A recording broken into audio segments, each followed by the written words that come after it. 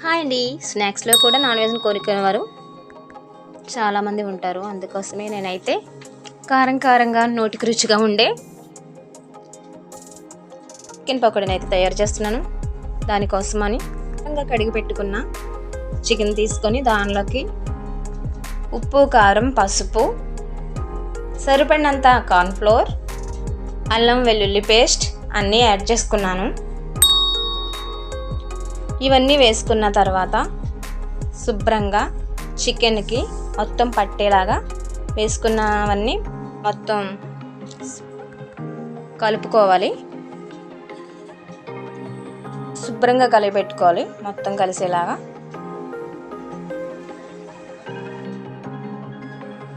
ఇంకా కార్న్ఫ్లోర్ కావాలంటే వేసుకోవచ్చు, పర్వాలేదు.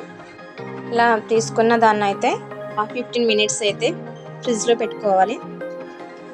అలా పెట్టుకున్న 15 మినిట్స్ తర్వాత పాన్లోకి అయితే ఆయిల్ తీసుకుని, నేనైతే కొద్దిగా చేస్తున్నాను కాబట్టి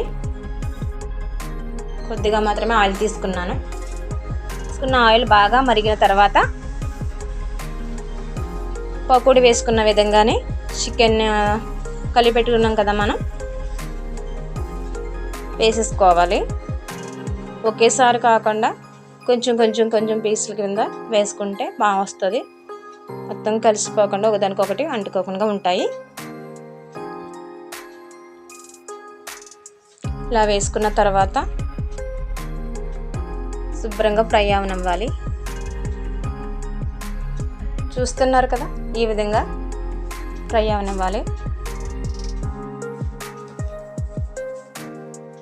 మధ్యలో అయితే తిప్పుతూ ఉండాలి. దీనివల్ల అన్ని ముక్కలు కూడా బాగా ఫ్రై అవుతాయి.